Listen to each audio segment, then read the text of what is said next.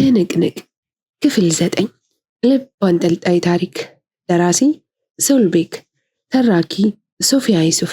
ይህንና መሰል የፍቅር ታሪኮችን ለማግኘት ቻናላችንን ሰብስክራይብ ያደርጉ። መልካም ቆይታ። እኔ የማውራሽ ነገር አለ፣ ነይ ግቢ ብሎ በሩን ከፈተላት። እሺ ብላ ገባች። ከሆስፒታሉ ከወጡ በኋላ ለተወሰነ ደቂቃ በዝምታ ተጓዙ። ኤፊ ዞሮ ሲመለከታት ፊቷ ላይ ድካም ይነበባል። ምን ነው ማታ አልተኛሽም እንዴ? አይንሽ ጠቧል። አይ በደንብ ነው የተኛሁት ብላ አይኗን አሻሸች። እሺ ለማንኛውም እኔም ወደ ፖሊስ ጣቢያ ነው የሚሄደው። እንዴ ምን ልታደርግ ብላ ፈጠጠችበት። ጉዳዩ ረጅም ስለሆነ የኔን እንተውና አንቺ ምን ለማድረግ ነው ያሰብሽው? ልጁ ሴት ነው ያለው? አላውቅም። ወዲያው ሆቴል ውስጥ የነበሩ ሰዎች ሲጫጫሁ ተነስቶ ወጣ። በመልክ ባየው እንጂ ምኑንም አላውቀውም። ታዲያ ለመክሰስም እኮ ከባድ ነው ውዴ። አዎ ግን የሆቴሉ ባለቤት ማታ ደውሎልኝ ነበር። ብዙ ንብረት ተበላሽቶብኛል፣ መክሰስ ከፈለግሽ አሳውቂኝ ብሎኛል። ስለዚህ ልጁን ፈልጎ ማግኘቱ የፖሊሶች ስራ ነው። የፈሰሰው ደሙ ካሳ ያስፈልገዋል ብላ ከንፈሯን ነከሰች። ብሌንዬ እንደኔ ነገሩን ብንተወው ይሻላል። እሱ መጀመሪያ ደህና ይሁን፣ ከዛ በሽማግሌ ጉዳዩን መጨረስ ነው የሚሻለው። አይሆንም፣ ጥጋቡን የሚያበርድለት ነገር ያስፈልገዋል። በቃ እቺ እልህኛነትሽ አሁንም አለች አይደለም ብሎ በአንድ እጁ ወደ ደረቱ አስጠግቶ አቀፋት። ቢንያም እቤቱ ደርሶ ጠዋት ያቋረጠውን እንቅልፉን ለመቀጠል አልጋውን ሲያመቻች ስልኩ ጮኸ። ከሱሪው ኪስ አውጥቶ ሲመለከት ገነት ናት። ስልኩ እጁ ላይ እንዳለ ለተወሰነ ደቂቃ አሰብ ባደረገና አነሳው። ቢኒ አለችው ቆጣ ብላ። ወይ እናቴ ይቅርታ ካርድ ስላልነበረኝ ነው ዝም ያልኩሽ፣ አስጨነቀኝ እኮ። ቆይ ምን ጉድ ነው? እኔ እንጃ ገንዬ፣ ሁለቱም ቤታቸውን ቆልፈው ከወጡ እንደቆዩ ነው አከራዮች የነገሩኝ። ስልካቸውንም ደጋግሜ ሞከርኩኝ፣ ዝግ ነው። ምን ውስጥ ገብተው ይሆን? ጨነቀኝ እኮ። ታዲስ የለም? አዎ እሱንም አይተውት አያውቁም። ስልኩ የለህም እንዴ ታዴ? አይ ምን ይሰራልኛል ቢኖረኝስ፣ ቀርቤ በስርዓት አዋርቼው እንኳ አላውቅም። ወይ ፈጣሪ፣ ምን ጉድ ውስጥ ነው የገባ ነው። አየህ አይደለ የናከው ነገር የሆነ ጊዜ ላይ እንደሚያስፈልግህ። እውነትሽን ነው። ማዘርም እንዳንቺ ጭንቅ ብሏቸዋል። አያውቁትም ይሆን? አይ አይመስለኝም። እሺ አሁን የት ሆነህ ነው? እቤት ነኝ፣ ደክሞኛል። ፀሐይዋ እኔ ላይ ነበረች። ቢኒ በቃ ለፖሊስ ሪፖርት አድርግ እንጂ ምን ትጠብቃለህ? ኧረ ገኒ ምን እንደተፈጠረ እኔ እንጃ። ፖሊሶች ማዘር ጋር ሄደው ስለ ትርሲት አንዳንድ ጥያቄዎች ጠይቀዋት ነበር። ምን? የምን ፖሊስ ነው? ስለምንድን ነው የሚጠይቁት? ቆይ ቢኒ እየደበከኝ ያለው የተፈጠረ ችግር አለ? ምንም የለም። ዛሬ ያየሁትን ነገር ነው የነገርኩሽ። ምናልባት ጠፉ ብዬ ሪፖርት አድርጌ ሌላ መዘዝ እንዳላመጣባቸው ፈርቼ ነው። እና እሺ ለምን እዛው አላናገርካቸውም? ኧረ ገኒ እኔ ፖሊስ አይዋጣልኝም፣ ምንም አይጥሙኝም፣ እነሱም አልጥማቸውም።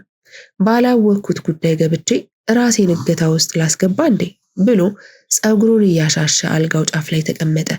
በዛ የማይረባ ቁማርተኛ ምክንያት የሆነ ችግር ውስጥ ገብተው ነው የሚሆነው። የሆነ ቀን መዘዝ ይዞባት እንደሚመጣ ገምት ነበር። ይሄው አደረገው። እረ ውዴ ተረጋጊ። እኔ ወደ በኋላ ከጓደኞች ጋር ወጣ ብዬ ነገሮችን አጣራለሁ። አንቺ ራስሽን አረጋጊ። ምንም አይፈጠርም ቢኒ፣ ምንም አይፈጠርም አትበለኝ። ተፈጥሮ ካለቀ በኋላ አሁን መፍትሄ ነው የሚያስፈልገው። እህቶቻችንን ማግኘት ነው ያለብን። ትሰማኛለህ ብላ ጮኸችበት። እሺ አልኩኝ እኮ በቃ እሺ፣ ይሄ ወጣሁ። ቀኑን በሙሉ እነሱን በመፈለግ አሳልፋለሁ ብሎ በተራው ጮኸባት። እባክህን ፈልጋቸው ቢኒ፣ እኔ የሆነ ነገር ከሆኑ ራሴን አጠፋለሁ፣ እመነኝ። ወይኔ ፈጣሪ፣ እባክሽ ገኒ ለመረጋጋት ሞክሪ። እኔንም በጣም እያስጨነቅሽኝ ነው። እሺ በቃ በኋላ ደውላለሁ ብላ ስልኩን ዘጋችው። ቢኒ ፍርሃቱን ጨመረችበት። ከመጀመሪያው አብዝቶ ተጨነቀ። ቤቱ ውስጥ ከግራ ወደ ቀኝ ሲንቆራጠጥ ቆይቶ ነጠላ ጫማውን ቀይሮ ፈጠን ብሎ ወጣ። ኤፊ መኪናውን የፖሊስ ጣቢያው በር ጋ ቆሞ ከብሌን ጋር ተያይዘው ገቡ። ቀጠሮ ወደ ሰጠው የወንጀል ምርመራ ኃላፊ ኢንስፔክተር አለምሰገድ ስለሺ ወደሱ ክፍል አመራ። በሩን ሲያንኳኳ እንደ ከዚህ ቀደሙ ጎርነን ባለ ድምፅ ይግቡ አለው። በሩን ከፍቶ ሲገባ ኦ እንኳን ደህና መጣህ፣ አንተን እየጠበቅኩ ነበር፣ እባካችሁ ቁጭ በሉ ብሎ ወደ ወንበሩ አመላከታቸው። እናመሰግናለን፣ ይቅርታ አረፈድኩኝ መሰለኝ። አዎ ከ15 ደቂቃ በላይ አርፍደሃል፣ ትቀጣላችሁ። እሺ በደስታ ብሎ ፈገግ አለ። እሺ ወደ ጥያቄያችን እንግባ ወይስ ሲለው አዎ እንደሚገባ አለው። መልካም ብሎ ከዚህ በፊት የጻፈበትን ማስታወሻ ደብተር አውጥቶ እሺ እሷ እዚህ ትሆን ወይስ ሲለው ምንም ችግር የለም እህቴ ናት፣ ብሌን ትባላለች። እሺ ብሌን፣ ኢንስፔክተር አለምሰገድ እባላለሁ ብሎ እጁን ዘረጋላት። እሺ ስላወቅኩህ ደስ ብሎኛል ብላ በፈገግታ ጨበጠችው። እንጀምር ብሎ ጥያቄውን ቀጠለ። ዕቃው እንዲሰጧት ያደረካት ልጅ ምን ያህል ነው ትውውቃችሁ? አክቹዋሊ ልጅቷን የዛን ቀን የተዋወቅኳት፣ ግን እህቷ እኛ መስሪያ ቤት በአካውንታንት ነው የምትሰራው። ከ6 ወር በላይ ባንካችን ውስጥ ሰርታለች። ባለፈው እንደነገርኩህ ዕቃው በስጦታነት የሚሰጠው ለሷ ነበር። ያንን ያደረኩት እሷ እንዳታዩና ሰርፕራይዙ እንዳይበላሽብኝ ነበር፣ ግን አልሆነም ብሎ ወደ ብሌን ተመለከተ። ብሌን ቀኝ እጇን አፏ ላይ አድርጋ በአግራሞት ታዳምጠዋለች። እሺ የትርሲት ምንም አይነት መረጃ ካንተ ባናገኝም ዕቃውን ለመረከብ በሞላችሁ ፎርም ላይ የቤቷን አድራሻ ስልኳን ለማግኘት ችለናል። ስልኳ እንኳ አለኝ ግን አይሰራም። አዎ የእህቷንም ሰጥተህን ነበር፣ የእሷም አይሰራም። ሌላ የቤተሰብ አካል እህትና ወንድም እንዳላቸው ደርሰንበታል። እህትየው ከሀገር ከወጣች ቆየት ብላለች። ወንድምየው ግን የት እንዳለ ገና የማጣራት ስራ እየተሰራ ነው። ከባንክ ቤታችሁ ስለ ገሊላ ለማወቅ ባደረግነውም ጥረት ቤቷን ለማወቅ ችለን ነበር፣ ግን እሷም ከቤቷ ከወጣች 3 ቀን አልፏታል። ለአደጋ ጊዜ ተጠሪ ብላ የጻፈቻት ትርሲትን ነው።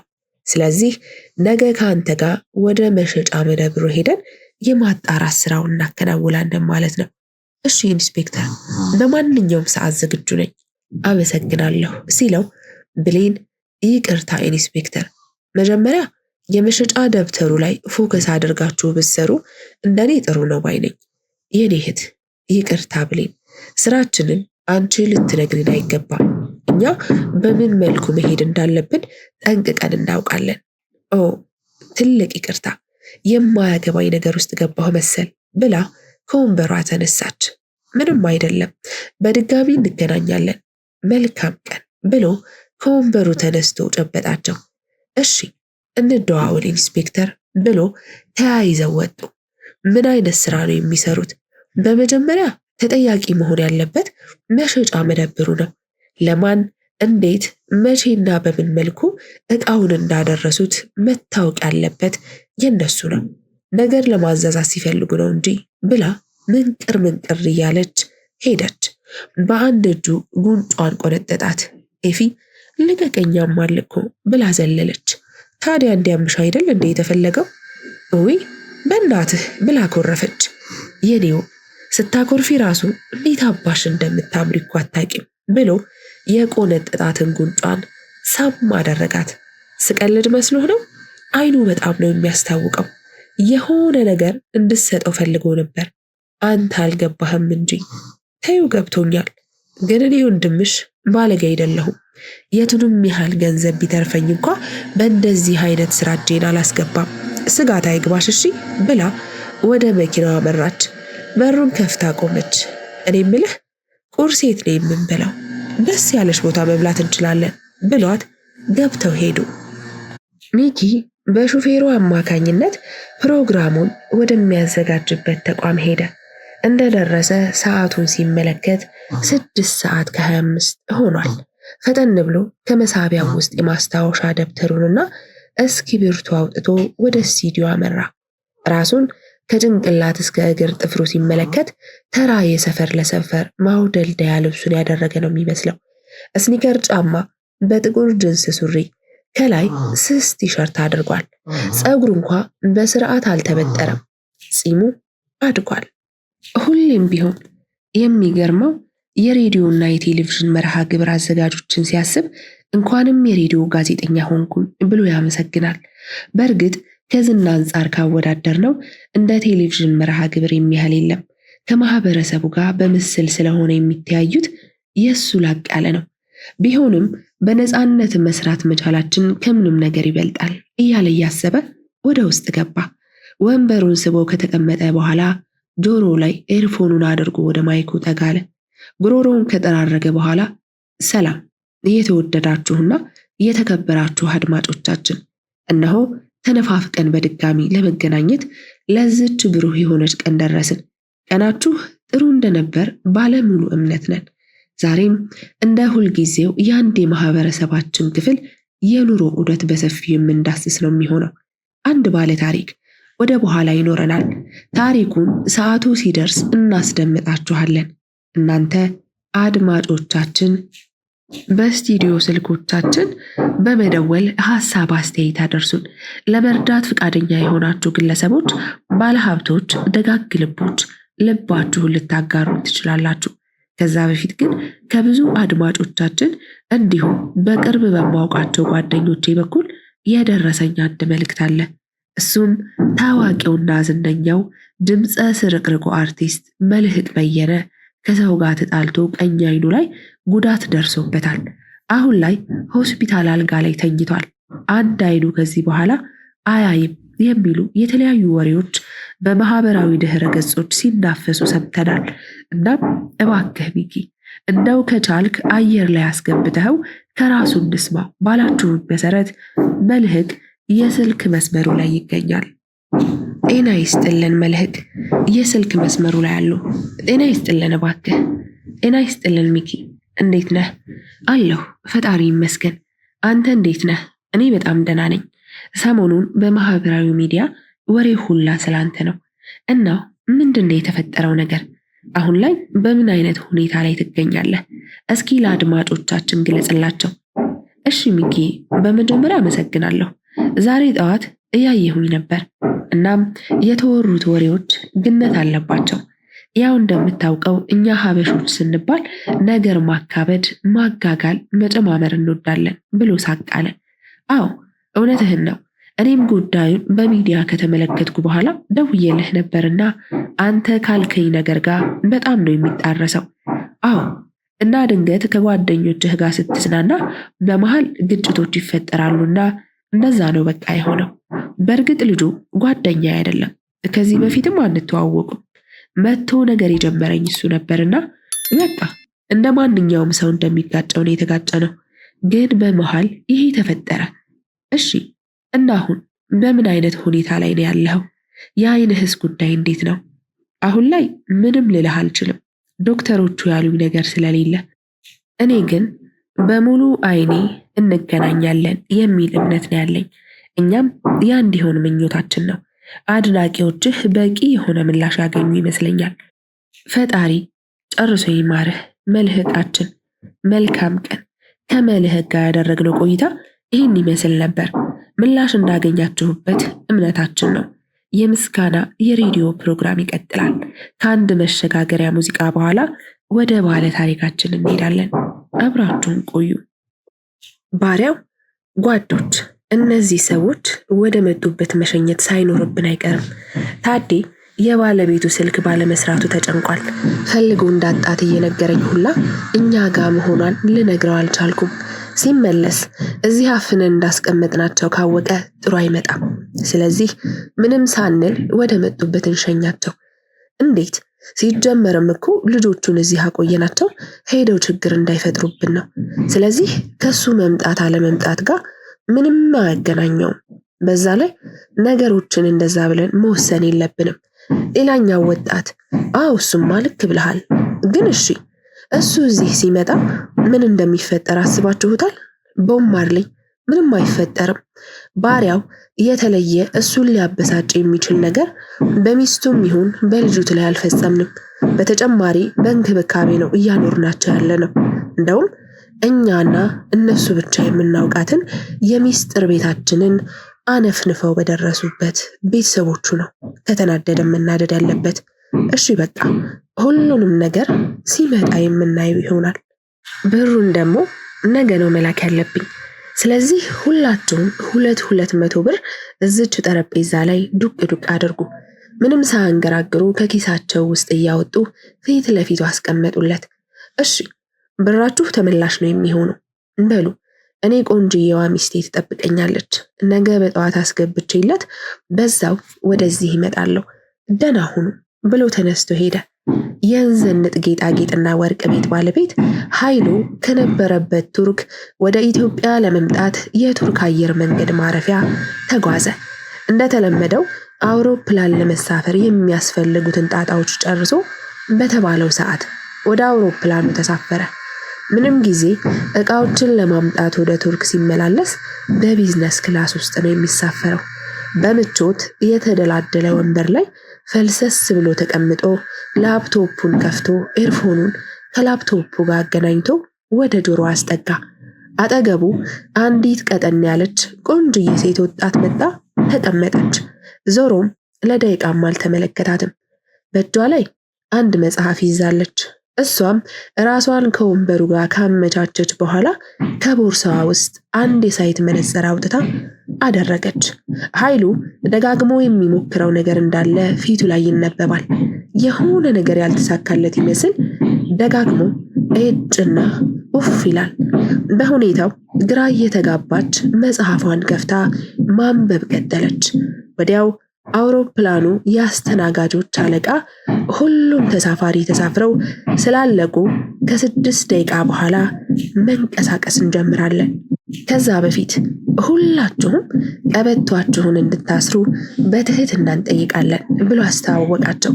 ሁሉም የተባሉትን ማድረግ ቀጠሉ።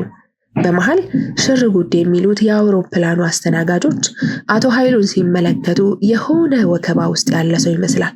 አንዱ አስተናጋጅ ቀረብ ብላ ይቅርታ ተሳፋሪያችን ቀበቶትን ይሰሩ፣ አውሮፕላኑ እንቅስቃሴ ሊጀምር ነው። አልሰማትም። ትከሻውን ነካ አድርጋ በድጋሚ ነገረችው። እሺ ብሎ ቀበቶውን አስሮ በድጋሚ ወደ ነበረበት ተመለሰ። የተባለው 6 ደቂቃ አልቆ 7 ሲሆን በድጋሚ ካፒቴኑ ይቅርታ፣ ሁላችሁም የአፍና የአፍንጫ መሸፈኛ ማስካችሁን ማድረግ እንዳትረሱ፣ ለሁላችሁም መልካም ጉዞ እመኝላችኋለሁ አላቸው። በ8ኛው ደቂቃ አውሮፕላኑ ተነስቶ በረራ ጀመረ። ኃይሉ ኢትዮጵያ ካሉ የሥራ ባልደረቦቹ ጋር በጽሑፍ መልእክት እያወራ ነው። ብዙ ጊዜ ከቱርክ ዕቃዎች ሲያመጣ አንድ ቀን ቀደም ብሎ ዕቃውን ነው የሚልከው። ሙሉ ዕቃው መጋዘን መግባቱን ካጣራ በኋላ ነው ወደ ኢትዮጵያ የሚመለሰው። ዛሬ ግን የሥራ ባልደረቦቹ ባልጠበቁት መንገድ ከኃይሉ ጠበቅ ያለ ማስጠንቀቂያ እየደረሳቸው ነው። ነገሩ ግልጽ ሆኖ ባይገባቸውም የተባሉትን የመፈጸም ግዴታ ስላለባቸው ያለ ወትሯቸው ከማጋዘኑ ጥበቃ በተጨማሪ ራሳቸው አድረው እንዲጠብቁ ተደርገዋል።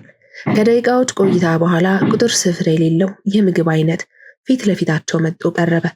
አጠገቡ የተቀመጠችው ወጣት መጽሐፏን ዘግታ አጠገቧ ልታስቀምጠው ስትል አስተናጋጇ ልቀበልሽ ብላ ከእጇ ላይ ነጠቀቻት።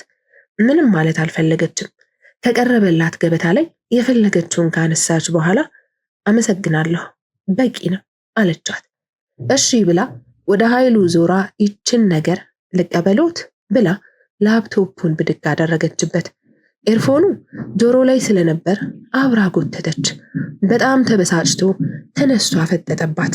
ይቅርታ፣ በጣም ይቅርታ፣ ልብ አላልኩኝም ነበር። ከቅድም ጀምሮ ትኩረቱን ስለሰረቀት በእኔ ቤት ወደ ራስዎ ተመልሰው እንዲመገቡ ለማድረግ ነበር አለችው ላፕቶፑን እንደያዘች። በጣም ተበሳጭቶ ያገባሻል እንዴ? አንቺ ማን ስለሆንሽ ነው ላፕቶፔን የምትቀሚኝ? አላት። ይቅርታ፣ በጣም ይቅርታ ብላ መለሰችለት። ሰሚኛለሽ፣ ደግመሽ ይህንን ስህተት ብትፈጽሚ በይቅርታ እንላቀቅም። እዚህ ከየትም እየለቀማችሁ እያመጣችሁ የሰውን ልክ ሳታውቁ ፊት ትላላችሁ። አሁን ጥፊ ከፊቴ ላይሽ አልፈልግም ሲላት አንገቷን ደፍታ ሄደች። ወዲያው ሌላኛዋ አስተናጋጅ መጣች። ለሷ ይቅርታ ጠይቃለሁ ባክዎት ካሻሁት ነገር ያንሱ ብላ የምግብ ቡፌውን አቀረበችለት። የተወሰነ ካነሳ በኋላ በቃ ውሰጂው አላት። ጌታዬ ያነሱት እኮ ትንሽ ነው ይጨምሩ አለችው።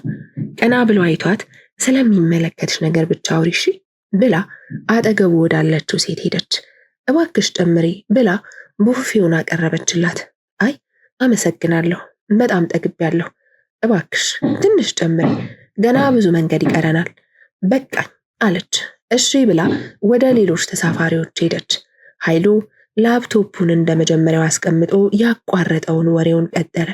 ያነሳው ምግብ ደረቅ የተጠበሱ ነገሮች፣ ብስኩቶች፣ ኬኮች ስለነበሩ ግራ እጁ አልፎ አልፎ ወደ ሳህኑ እየሄደ አንድ እያነሳ ይመለሳል። ሌላኛው እጁ የላፕቶፑ መጻፊያ ፊደል ላይ ያለማቋረጥ ይጽፋል። አስተናጋጆቹ በየደቂቃው እየመጡ ብሉ ጠጡ ቢሏቸውም ኃይሉን ግን ምንም ሊሉት አልፈለጉም። እነሱም በዝምታ ኃይሉን በራሱ የሥራ ውጥረት ውስጥ ጉዞውን ቀጠለ። ኢንስፔክተር አለምሰገድ ከሌሎች የሥራ ባልደረቦቹ ጋር ሆኖ ወደ መሸጫ መደብሩ አመሩ። ከቦታው ሲደርሱ እንደ ሁል ጊዜው ሁለቱ ተቀጣሪ ሰራተኞች በሥራ ተጠምደዋል።